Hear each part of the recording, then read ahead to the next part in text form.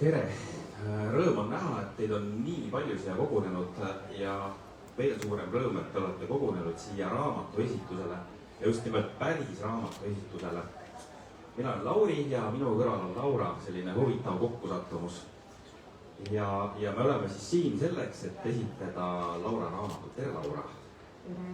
Ja ka minul on väga suur rõõm, et te leidsin näha, et tõesti aitäh teile, et te leidsite selle aja, sellepärast et kõigil on alati kiire ja tegelikult nii ongi, et tuleb teinekord see aeg võtta, et leida seda mõtlemist ja koosolemise aega. Ja raamat on siis minu käes siin, ma olen selle läbi lugenud ja ma pean ütlema, et minu jaoks oli üllatus, kui ladusalt, kui hästi see oli kirja pandud ja see oli kirjutatud niimoodi, et siin ei ole valitud pooli, et kas nüüd sotsiaalmeedia on tohutult halb või ta on tohutult head, kas ma võin laikida või mitte. Ja minu jaoks on ühe hea raamatu tunnus on veel see, kui sa tunned ennast nende lehekülgede peal ise ära. Ja ma pean tunnistama, et ma ehmatasin, et ma olen lihtsalt, kas mina käitun ka tõesti niimoodi, et ma pean kohe midagi muutma endas. Nii et juba oli minu jaoks see väga kasulik lugemine. Ja ennem kui me võib-olla raamatu juurde läheme, siis ma pean küsima sellest pealkirjast sõltuvalt sellise küsimuse, et keda sina siis viimati laikisid või kellele sa südame panid ja mille pärast või miks see niimoodi oli? Sellega oli nali, et kogemata enda postitust laikisin praegu sellepärast, et ma panin veel üles, et tulge kohale. Aga see pealkiri, kui me läheme nüüd sinna, siis tegelikult ta eestikeelselt ei ole just kõige õnnestunum, eks ole. Aga selle pealkirja taga on tegelikult see laiem küsimus, et miks me millelegi reageerime. Ehk siis, kui me mõtleme nagu sotsiaalmeedia peale, siis ilmselgelt see kuidagi instinktiivselt juba käib, et kui ma näen midagi, mis mulle justkui võiks meeldida, siis ma panen sinna selle kas pöidla või südame. Aga see mõte on nagu selle taga, et kui ma kogu aeg reageerin, siis äkki ma hakkan ise ka vastu ootama seda, et minule reageeritakse. Ja siis ma hakkan äkki alateadlikult tegema seda, mis tooks mulle seda reageeringut vastu ja ehitama enda peale selliseid kihte. Ja siis tekib küsimus, et kui neid kihte on nagu hästi-hästi palju, siis kas ma ise tean, kes ma olen ja miks ma selline olen. Aga see läks juba hästi kiiresti, hästi filosoofiliseks. Et ja, miks me reageerime, siis on nagu võib-olla siis see laiendatud pealkiri. Ma pean ikkagi ühe spontaanse lisaküsimuse küsima, et kas iseenda laikimine on okei? Ma arvan, et see on väga okei, sellepärast, et kui sa ise ennast ei laigi, siis kes sind veel laigib? Ja, väga tore. Aga läheme siis raamatu juurde, et tahaks kõigepealt teada, et mis see üldse oli, mis seda ajendas seda raamatut kirjutama, et kas seal taga oli mingisugune isiklik lugu või oled sa tahtnud lihtsalt ühte raamatut kirjutada, et igal ühel meist on ju raamat sees olemas? Siin ongi mitu asja, et mul on vedanud väga head eesti keele ja kirjandusõpetajatega, kes alati innustasid siis raamatute maailmasse rohkem sisse minema. Ja kui ma olin äkki põhikoolis, siis mingis täiesti teises kontekstis ütles kirjandusõpetaja sellise lause, et iga inimene võiks elus ühe raamatu kirjutada. Ja meil oli selline ülesanne, kus me pidime nädal aega kooli vaheajal pidama päevikut.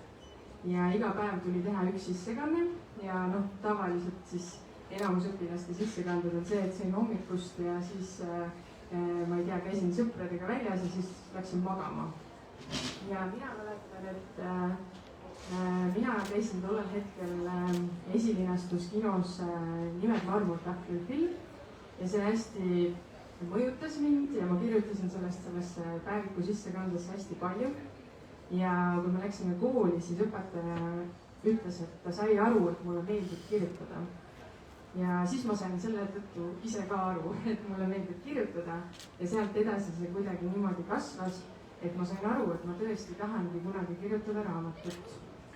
Aga kus see teema tuli, see tuli elust enesest, sellepärast et õpetajana koolis töötades või üleüldse kõndides tänaval ma näen, et inimesed tegelikult on ikkagi väga-väga kinni oma nutiseadmetes ja nagu ikka, miski ei ole lõpuni halb ega hea, sest noh, suures nagu pildis oleneb sellest, et mida me seal ikkagi nagu teeme. Et seal võib teha ka kasulikke asja ja sellest on tegelikult hästi palju räägitud ka, aga see teema tuligi sellepärast, et ma tundsin, et ma tahan maailmale anda selle sõnumi, mida ma tunnen ja see juhtus olema praegu siis selle sotsiaalmeediaga seotud sõnum. Ja igal raamatul on õige aeg, kuna ta tulema peab. Aga ma natukene torgin veel, et ma ei tea, kas sa kirjutades juba mõtlesid või kas sa tunned praegu seda, et kellele see raamat kõige rohkem mõeldud on, et ühtepidi sa kirjutasid ju selle seetõttu, et see oli sinus sees olemas, see tahe ja see mõte, aga ikkagi alati ju on seda kellelegi suunatud, et oskad sa võib-olla laiendada seda teemat, et kes seda peaks lugema või kas see on mõeldud ka vanematele inimestele, kas see on noortele, kas see on lastevanematele?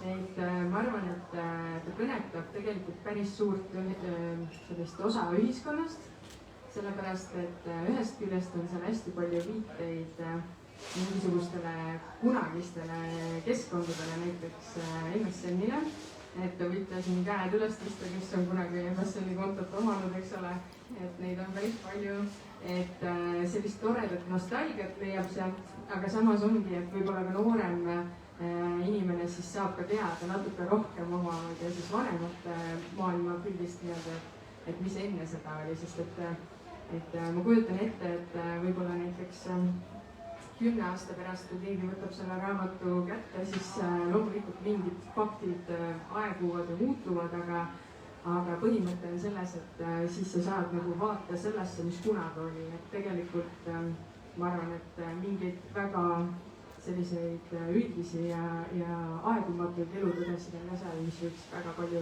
nagu sellist suurt osa ühiskonnast kõnetada. Jaa, sa tegelikult nüüd ajasid minu kava kõik sassi, et ma mitte sassi, aga sa mainisid siin ilusasti, et siin on ka mingid sellised elutõdesid. Ma mõtlesin küll hiljem lugeda siit ühe lõigu ette, et mulle väga meeldis see, kuidas sa oled toonudki siia mingisuguseid ilusaid näiteid, mida saab tuua päris ellu edasi ja need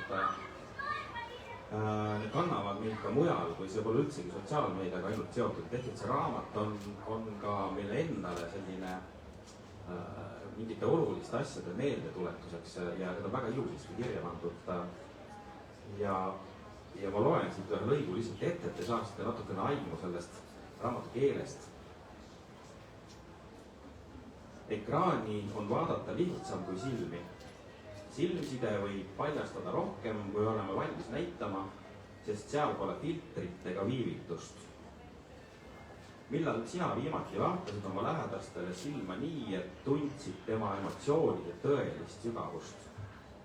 Mitte kiire pilk üle lauavaasi, vaid see hetk, mis ütleb rohkem kui 1000 sõna. Vahel unustame füüsilise kohalolu väärtuse. Üks naeratav emotikon on väga lahe, kuid kas see suudab kunagi asendada päris naeratust? Päris naeratust, kus silmanurgad kortsuvad ja naeru kurdudesse koguneb rõõm, on midagi, mis annab suhtlusele uue tähenduse. Ma küsin kohe siit siis otsa, et kas sa oled märganud tõesti seda, et inimesed vaatavadki teineteisele vähem otsa ja naeratavadki neid päris naeratusi vähem? Jaa, et selle otsavaatamisega on hästi huvitav tõesti see, et just eile lugesin ka mingisugust uudist, et Saaremaal ühes koolis on siis nutitelefoni siis keeld, nagu ikka igal pool üritatakse, aga seal see vist on õnnestunud, et 2 kuud on see vahetundides just nagu siis kehtinud ja direktor siis sõnaski, et ta näeb, et õpilased lõpuks ometi räägivad omavahel ja vaatavad üksteisele otsa, et muidu oli see, et kuule, vaata seda ja vaatame koos seda ekraani.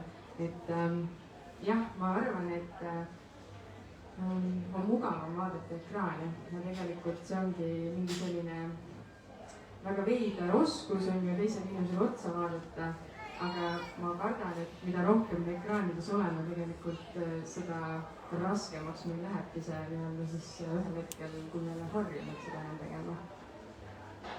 jaa, aga ma olen sinuga nõus jah, et ma ka ise tegelikult olen sunnitud kasutama üsnagi palju ekraani ja sotsiaalmeediat, aga minu jaoks on see vastupidi, ma seda enam hindan just nimelt seda päris silmsidet ja kui ma sinugagi soovisin kohe kõigepealt kokku saada, mitte kuskil läbi ekraani või kirjutamise teel midagi arutada, et see päris on alati päris. Aga tegelikult see on päris uskumatu, kuidas me oleme ju laadinud oma elu interneti üles põhimõtteliselt kõigile vaatamiseks ja seal tekib teine nihe ka juurde, et me laeme üles küll selle elu, aga me laeme selle üles natukene sellise, mitte natukene, aga isegi päris palju sellise paralleelmaailmana, et me ei ole seal ju päriselt need, kes me oleme, et ma küsingi, et kas sa ise oled ka kuidagi kadunud sinna paralleelmaailma täiesti ära või on sul mingi oma lugu selle taga? Jaa, ikka, et just sellistel võib-olla stressirohkematel aegadel kipume me võib-olla rohkem sealt otsima mingisugust sellist tervendavat või rõõmustavat sisu.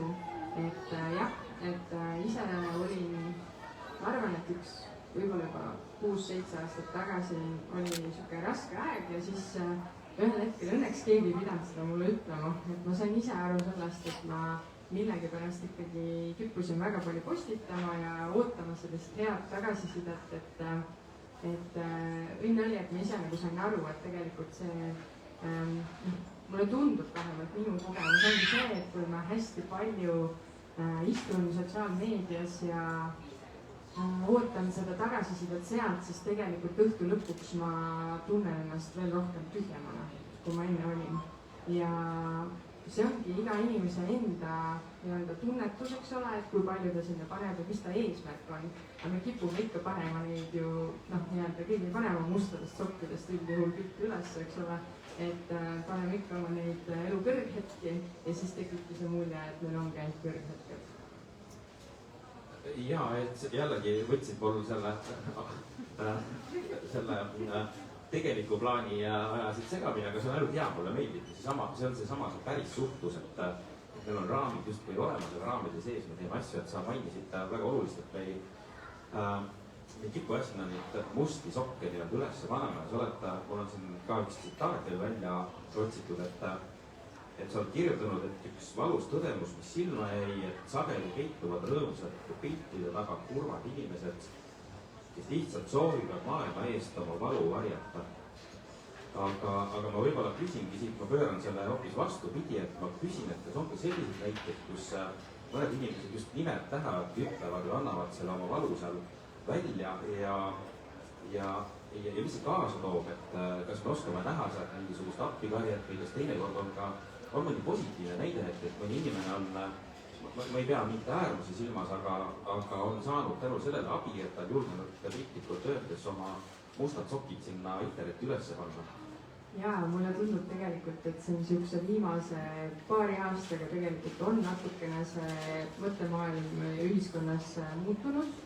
Kindlasti on neid postitusi, kus on abivajajaid, et kes on selle tõttu saanud kiiremini ja võib-olla õigema, lihtsama teega sinna, kus neil on vaja jõuda, aga mulle tundub, et seda tehakse ikkagi natuke doseeritult, et vahepeal nagu moe pärast, et nüüd ma näitan ennast natuke korraks tavaolekus, aga samas ma tegelikult ikkagi päris kogu aeg ei ole selline ja selles mõttes, et jällegi iga inimese enda nagu tunnetus, aga mingid näited on meil ka Eestist, eks ole, kes julgevad võib-olla nagu jagada neid musti sokke ka, aga seda on ikkagi vähe ja see eksib sinna miinusele sisu sisse tavaliselt ära. Kuigi mul on praegu kohe sähvatas üks võib-olla üldisem ilus näide on ju Kingitud elu, Lähiravifond ja mingid sarnased algatused, et ma mõtlen, kui meil ei oleks sotsiaalmeediat, mis sa arvad, tegelikult palju vähem inimesi saaks abi meie kõigi käest, et siis tal on ka väga ilus külg olemas, väga ilus nägu on ju. Jaa, absoluutselt, et ma ei osanud kohe nii head näidet tuua, aga jah, et loomulikult see on infokanal ja loomulikult see aitab siis nagu leida kiiremini ja ta abistajaid ja üles ka neid, kellel võib-olla on päriselt abi vaja, kes ise ei julge seda niimoodi küsida. aga siin on muidugi siin tänapäeval ju kohupool, eks ole, et me teame ka neid, kes kasutavad seda vahel ära, et tuleb olla hästi sihuke kriitiline selle sisu suhtes, et nii-öelda päriselt saaks need abi, kes seda vajavad. Jaa, ma olen nõus, aga ma tean ka seda, et sa oled teinud läbi selle kurikuulsa sotsiaalmeedia paastu, et sa oled elanud aasta aega, vist oli see, kui sa oled olnud ilma sotsiaalmeediata. Aga räägi meile sellest, et mis tunne see oli, et kui palju see aega võttis, et sul enam ei läinud see käsi otsima oma nutitelefoni või kuskil, et kuidas sa nagu sellega hakkama said? Kas see aasta oli planeeritud ja nii kui aasta läbi sa kohe jooksid, tegid endale kontot tagasi või räägi sellest protsessist natukene, et miks sa tegid ja kui sa tagasi läksid, mis siis juhtus? Et see tuli tegelikult spontaanselt, selles mõttes, et ma ei plaaninud seda niimoodi, aga see tuli väsimusest ja sellest, et üks asi on see, et kui sa ise võib-olla midagi ei postita, aga samas sa tunned mingit sellist võib-olla alateadlikku survet, et ikkagi olla kursis sellega, mida keegi teeb, kus su sõber käib, et sa tahad justkui olla ju nende elus ja kõige lihtsam viis on see, et sa vaatad, mida ta postitanud on. Aga siis ma tundsin ja, et ma pean võtma aega endale, mul olid elus mingisugused sellised protsessid, mis tuleb nagu hästi läbi mõelda ja iseenda sees nagu emotsioonidega tegeleda. Ja siis ma tundsin, et ma proovin, et ma kustutan ära ja vaatan, mis saab. Ja väga rahulik oli, et aega tekkis kohe palju rohkem juurde. Ja miks ma tagasi tulin sinna, siis ühel hetkel oli see, et minu õde hakkas siis küsima minu käest, et kuule, et minu käest küsiti, et kas sa oled veel elus. Ja ilma naljata, et kuna nagu mind ei olnud kuskil, siis kui mind ei näe ka, eks ole, siis võib-olla tekibki selline suur mure, et kas nüüd on midagi väga juhtunud. Ja siis ma otsustasin, et olgu, et ega ma päris koopasse ronima ei pea, et ma siis tulen tagasi.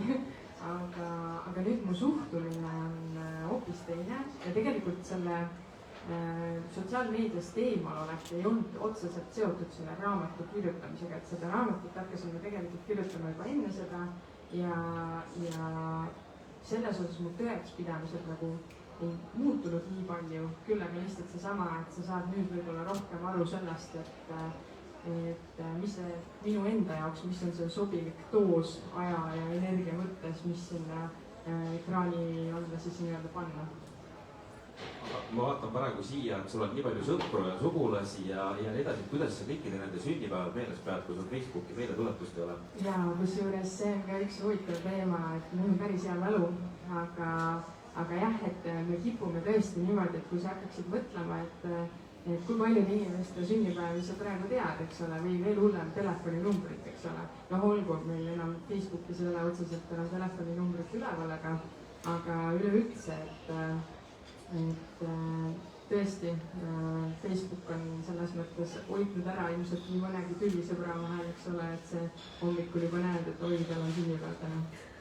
Jaa, minu vanemal oli vana hea märkmik, mis sattus nüüd üle 20 aasta peale tema lahkumist minu kätte, kus olid kõik sünnipäevad kirjas ilusti, nii et see ka ajab asja ära täitsa, et täitsa tore võtta oma märkmik kätte ja vaadata iga päev rutiinina korraks, mis seal on, et see on selline Facebooki enne Facebook ja siis, mis ka töötab, aga kas see tagasitulek selles mõttes oli kuidagi sinna sotsiaalmeediasse, et kui kiiresti need vanad harjumused ikkagi tulid, kas sa ikkagi iga päev võtad mingisuguse aja või sa piirad kuidagi seda teadlikult või oledki harjunud täna siis tarbima targalt seda sotsiaalmeediat?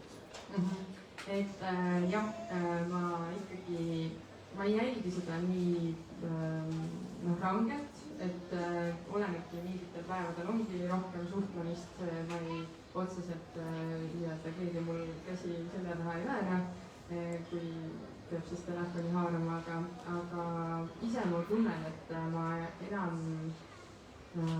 ei vaja seda nii palju, jah, et ilmselt ma ikkagi olen seal oluliselt vähem kui enne. jaa, see on huvitav lugu sellega, et ma ise olen ka üsnagi, ma olen selles mõttes aktiivne kasutaja, et mul on vaja, mina kasutan Facebooki tegelikult justkui nagu sellise online päevikuna. Ja ma tegelikult, ma teisipidi ma ei käi ja ma ei surfa seal kuskil ringi, aga ma sinna postitan palju. Ja siis tekkis mingi hetk olukord, et mul hakkasid mingid inimesed kirjutama, et kuule, et meie laigime sinu postitusi küll, aga miks sa meie omasid vastu ei laigi? Ja siis mõtlesin, et issand, et aga ma ei käi seal tõesti nii palju, et ma ei tea ja ma ei loe kokku neid laike, et ehk et see on nagu hästi veider. See on nagu üks käitumismuster jälle, et kui mina laigin, siis sina pead vastu laikima. Ja ma siit tahakski võib-olla selle näite pealt küsida, et tegelikult sa oled tohutu uurimistöö ära teinud, et mis need kõige veidramad inimeste käitumismustri lood on seoses selle sotsiaalmeedia käitumisega, mis sind hästi üllatasid ja mis sind naerma ajasid ja mis nagu võib-olla tekitasid ka hirmu. Et ühe mõtte ma siia viskaks kohe õhku, et on see, et mõelge, kui meil oleks sotsiaalmeedial see tarkvara ka, et kes näitab, kui palju keegi su pilti on vaadanud, aga ei ole sellele reageerinud kuidagi. Et see nagu paneks mõtlema. Aga mis mulle kohe pähe hüppab, on just nimelt seos toiduga. Et ongi täiesti tuvastatud ära, et kui meil on siis FOMO, eks ole, see hirm ilma jääda, et sa vaatad, et kõik teised elavad seda unistuste elu, siis sa tahad ka hästi palju postitada ja siis sa tunned, et sa oled ka kuidagi ajaga kaasas, aga sellel on veel eraldi siuke väike haru tekkinud, FOODMO. Ehk siis, kui sa näed mingit toidutrendi sotsiaalmeedias, siis sa tunned, et sa kohe pead seda sama asja proovima. Et see näiteks oli minu jaoks siuke uus asi. Aga noh, eks jah, selles mõttes nagu neid trikke on seal igasuguseid veel, et seesama algoritmide teema, et kui ma juba olen midagi nii-öelda millelegi siis reageerinud, vajutanud selle pöidla, siis mulle ikkagi soovitatakse väga sarnast sisu ja tegelikult ühiskonnana minu meelest nagu hästi lihtne on ära unustada, et on ka teise arvamusega inimesi, sellepärast et see sisu, mis sulle tuleb, ongi ainult ühtemoodi, sellepärast et sa oled seda ühtemoodi sisu laikinud. Et siis tekibki see selline kahestumine nii-öelda, et see on niisugune asi, millega peab ettevaatlik olema ja selle jaoks ma siia täitsa raamatu lõppu panin ka mõned vaatamissoovitused, mis mind ennast on hästi kõnetanud selle teema puhul ja nagu ikka, miski ei ole lõpuni halb ega hea, aga lihtsalt seal on see koht, kus me peame mõtlema, et kui sa oled milleski 100% kindel, et kui teine inimene on ka selles vastuarvamuses 100% kindel, et siis kust see tekib, et mis on need faktid, mis on need päris faktid ja kuidas neid päriselt kontrollida. Aga kas valesse kohta pandud süda toob kaasa ka mingid tohutuid draamasid, lahutusi ja mis iganes veel? No täna näiteks jällegi taaskord nägin sellist uudist, et Ameerikas, loomulikult riik, kus võib kõike juhtuda, eks ole, oli üks naisterahvas siis oma boyfriend'i suure sellise tossu kollektsiooni $250 maha müünud, sellepärast et ta sotsiaalmeedias siis laikis teisi tüdrukuid. Et noh, see on muidugi selline väga ekstreemne juhtum, aga kindlasti on see üks allikas, et kui inimesed ei ole omavahel nagu rääkinud seda sirgeks, et kui palju meie üldse jagame ja miks me seda teeme või noh, kas seda on üldse vaja teha, et siis sealt võib tekkida küll nii mõnigi tüli. Jaa, ma loen veel ühe lõigu ette ja siis mul on sellist küsimus ka. Me kipume armastama asju, mis äratavad meist tugevaid emotsioone. Olgu see rõõm, entusiasm või nostalgia.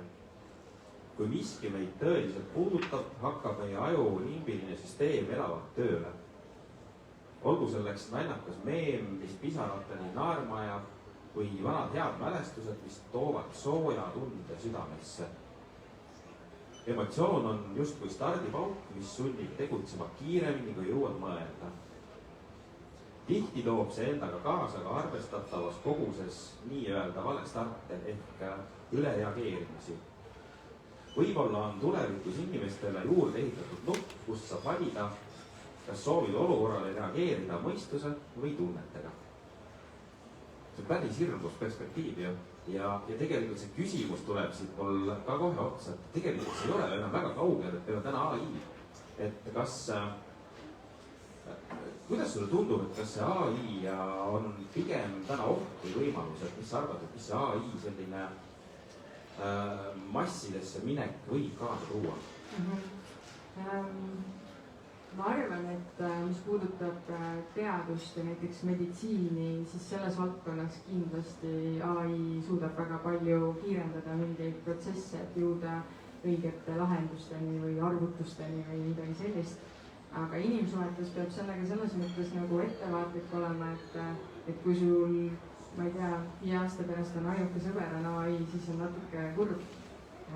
Loomulikult alati kiidab kõik sinu valikud heaks, on ju, et suurepärane valik, Laura, mida järgmiseks, aga selles mõttes, et see võib-olla tekitab meis selle, natuke tõstab seda egoismi, et minu küsimus alati on see, millele peab vastama ja minu tahe, et sellist kahepoolset suhtlust ikkagi harrastada, et kuigi mingitele inimestele see on suurepärane kaaslane, et kui on näiteks inimesed, kes on mingite väga suurte näiteks liikumispuuetega ja sealt saab aretada sellist, et keegi ei tunneks ennast väga-väga üksinda. Aga jah, see nagu oleneb olukorrast nii-öelda, siis väga, ma arvan, et see on ikka võimalus selles mõttes, et see on umbes sama nagu siis, kui internet tuli, et oli inimesi, kes arvasid, et ei, see asi peab ikka paberi peal olema, siis see on nagu päris asi, et kui need inimesed ei ole siiamaani internetis, eks ole, siis nad on päris paljudest asjadest ilma jäänud. Ja minu meelest AI on lausa geniaalne valetaja, et ta teeb kõik selleks, et sulle meeldida ja ta noogutab kogu aeg kaasa, et ehk et sa põhimõtteliselt saad selle vastuse, mida sa soovid. Aga minu jaoks ongi konks on pigem seal, et sa pead oskama küsida, et kui sa küsid targalt, siis sa saad ka tarku vastuseid, et või kuidas sulle tundub? Jaa, et oluline ongi anda jah talle see õige roll, et mida ta peab siis nagu tegema ja teinekord tulebki talle ka öelda seda, et palun ole kriitiline, et ära lihtsalt kiida heaks kõike, mida ma ütlen sulle.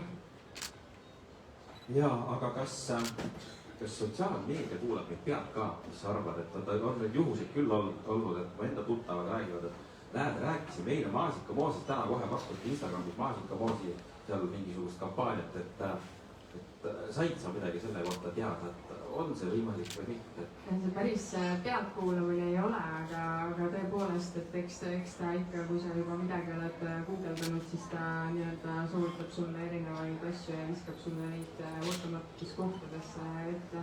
Et jah, ütleme nii, et võib justkui öelda küll, et ta justkui kuulaks neid pealt, aga jah, et ühesõnaga, kui ei taha neid tossusoovitusi näiteks, siis tuleb ikka minna päris poodi kohale ja lasta siis päriselt endale valida sealt riiulist õige paar.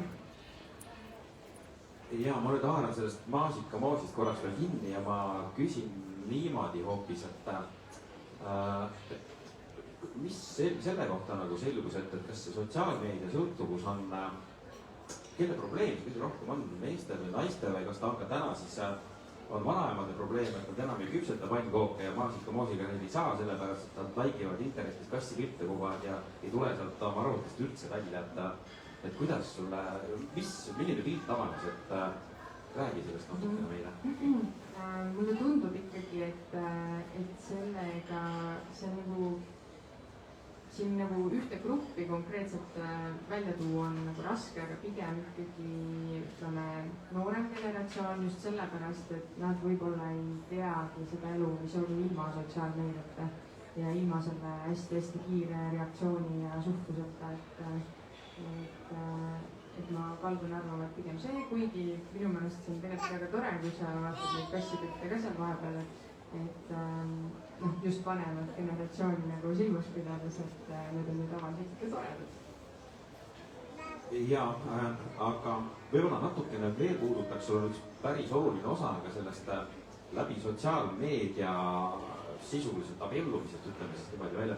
Ütleme niimoodi, et kas kui hea paaripanija on sotsiaalmeedia või noh, mitte ainult sotsiaalmeediat, sa räägid siin ka kõikidest nendest Tinderitest ja seal oli veel terve ports nimesid, millest ma polnud kuulnudki, mingeid äppe, et seal on igale inimesele, maailmavaatega inimesele on mingi äpp olemas, et kust kaudu ta saab siis endasuguseid leida, et kas see pigem on hea või halb ja kas domineerivaid näited, kus on sellest kasu olnud või domineerima jäi pigem ikkagi see, et seal tekib igasuguseid imelikke ja lausa ohtlikke olukordi ja asju.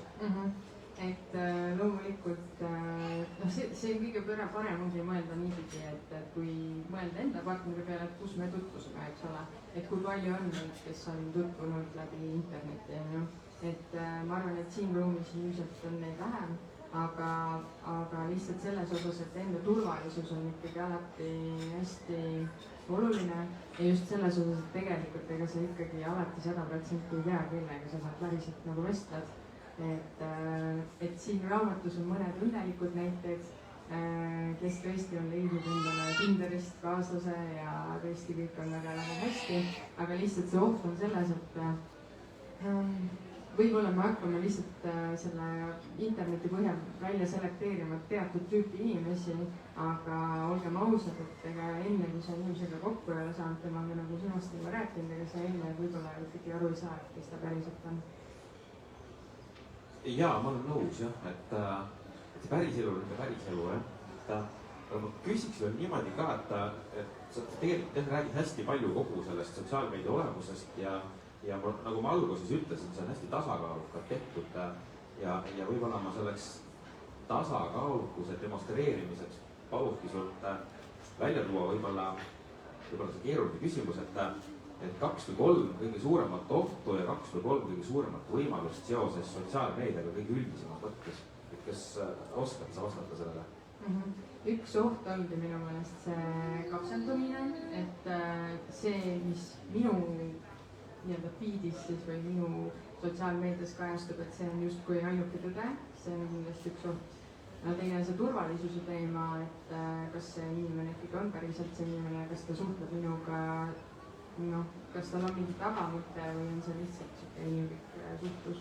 Ja võimalused loomulikult on see, et tõepoolest sa võid tutvuda kellega iganes ja võib-olla lähebki kõik hästi, et alati ei pea olema nagu negatiivselt meelestatud ja loomulikult seesama, et need inimesed, kes siin täna on, tegelikult tõenäoliselt said selle info läbi selle interneti ja sotsiaalmeedia, et siia tasub täna tulla. Et see aitab ikkagi inimestel koos nii-öelda leida seda ühist kokkusaamise, aga mure tekibki võib-olla siis, kui see jääb ainukeseks kokkupuutepunktiks. Jaa, aga äkki sa annad siis veel sellised head soovitused, kuidas olla üks tark sotsiaalmeedia tarbija. Loomulikult väga palju vastuseid saab selle kohta siit raamatust, kui see tõesti suurepäraselt kirjutatud, aga anna vaid üldisem soovitus. Varsti tulevad jõulud ja mulle tundub endale, et jõululaud, eriti kui see on suure suguvõsaga, kõik on Eesti nurkadest, erinevatest kohtadest kokku sõitnud, et siis tekib see tunne, et viimati nägime eelmine aasta jõulude ajal, eks ole. Ja tegelikult ma ju näen, et mida sa oled postitanud, aga võib-olla see aasta jõululaua juures tasuks telefonid kuskile kuuse alla panna korraks ja istuda maha ja vaadata otsa nendele sugulastele ja proovida leida mingi huvitav teema, millest kunagi varem pole nii-öelda juttu olnud, sest et sellel jutu võimalusel pole lastud nagu tekkida. Et see minu lipp. Väga tore lipp. Ma täiesti jälle spontaanselt nüüd selle raamide sees siia lõpu otsa mõtlesin, et ma loen enne minu viimast küsimust, kui saad publik küsima hakata, ma loen ette siit raamatust minu jaoks veel mõnes mõttes kõige olulisem osa ja see on pühendus siin raamatus. Ja siis ma küsin selle küsimuse. See raamat on pühendatud minu kallile isale Viktorile, kes kahjuks ei jõudnud seda kunagi lugeda. Inimesele, kelle armastus ja tarkus jäävad veel kauaks paljude inimeste südamesse. Ma ütlen see juurde, et mul on enda kogemus, minu vanaema oli see, kes mind on minu teele viinud, ta isegi näinud kunagi seda teekonda, aga usu mind, tegelikult nad kõik näevad ja nad tajuvad ja nad teavad, et nad on seda lugenud palju rohkem, kui me üldse arvame, nii et see on väga ilus. ja sellepärast ma küsingi, et hoopis niimoodi, et millal ja millest see järgmine raamat tuleb, et sa ei jäta kirjutamist mitte kunagi, et ma tean seda juba, me enne rääkisime, et nii see on. et aga sul plaanib välja seda? jaa, et ma tõesti tahaksin võtta seda hetke. ja ma tänada mu isa, et ta oli nii hea isa. on. aga järgmine raamat, mul on selline mõte, et vestelda inimestega, kes on hooldekodudes ja kes võib-olla mäletavad veel enda nii-öelda nooruspõlve ja küsida nende käest, et mis on nende soovitused iseenda nooremale versioonile. et ma arvan, et me kõik mingi elukogemusega võtame selle tarkuse ja siis mulle tundub, et seda tarkust on hästi palju laiali, et seda võiks kuidagi koondada ja kokku panna. see on imeline mõte, ma väga soovitan sellega juba homme hommikul alustada selle idee teostamisega, et see on suurepärane. aitäh sulle selle jagamise eest ja tõesti ma tahaks publikult meeldida välja. ma tihtipeale kasutan seda nihke, et ma tahaks välja meeldida 3 küsimust nagu koolides alati, et enne me ei lähe mitte kuskile, kui pole tulemas 3 küsimust. meil on aega küllalt, nii et me ootame. et äkki me siis saame need 3 küsimust Laurale siit meelitatud ja ükski küsimus ei ole vale. on keegi julge? mina küll. jaa. ma olen raamatu omanik ja ma olen seda lugenud, nii palju kui ma suutnud, mul ei lähe. kuna me üksteist tunneme, siis äkki sa tead, miks ei lähe. üks võimalus on see, et ma eeldan, et sul ei ole Instagrami. et see on üks versioon võib-olla, miks nii ladusalt ei lähe ja võib-olla ka terminite poolest on seal mingeid asju, mis ma ise mõtlesin ka, et teatud kohtades on võib-olla vaja mingeid allmärkusi panna, et äkki on see selle taga. aga ma olen otsustanud, ma loen selle läbi, kui palju võtab aega. ma tahtsin kohe lisaks öelda, et tasub lugeda, seal lõpus tuleb väga olulisi hetki, mis ei ole seotud üldse Instagrami ega millegi muuga, nii et igal juhul tasub. väga hea need küsimus ja väga hea vastus, nii et kuskilt keegi hakkas veel midagi ütlema, jaa. Ma tahtsin küsida, et kas ja kuidas mõjutas aasta sotsiaalmeediast eemal olekut sinu suhteid lähedastega või sõpradega? Väga positiivselt mõjutas, sellepärast et ma päriselt pidin leidma selle aja, kus ma inimestega kokku saan, et teada, mis nende elus on juhtunud. ja muus osas väga palju ei mõjutanud, sellepärast et ma püüan seda harjumust hoida, et inimestega ka nagu päriselt kokku saada mingi aja tagant. jällegi väga hea küsimus, väga hea vastus. ja nüüd ootame siis 3. julgelt siit kuskilt ka veel. meil on endiselt aega, nii et äkki me saame ikkagi kuskilt mõne küsimuse.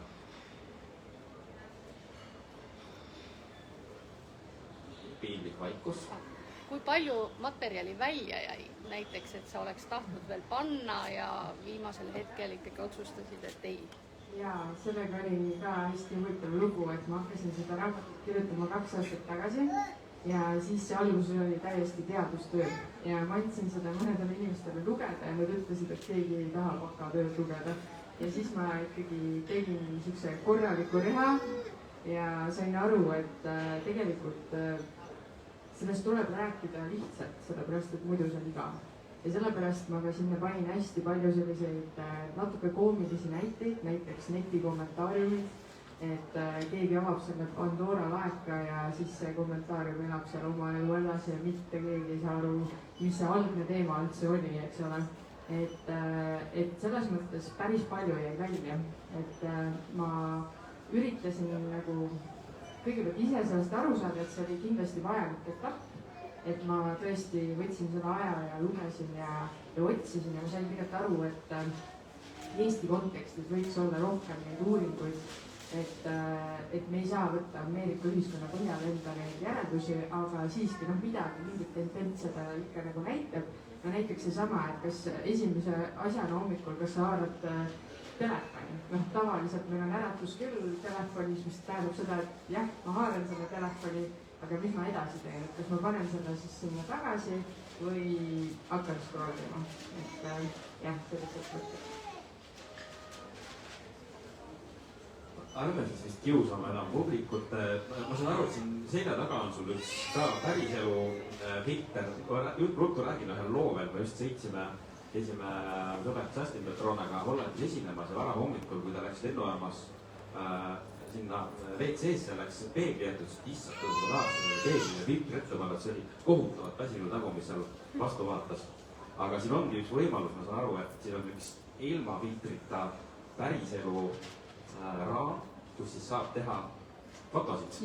ja sul on väga suur palve, et inimesed teeksid, et nad oleksid päriselt nemad ise nii, nagu nad on, kogu oma ilus ja just nimelt ilus, et me oleme sellised, nagu me oleme, et me ei pea ennast kuidagi ilustama.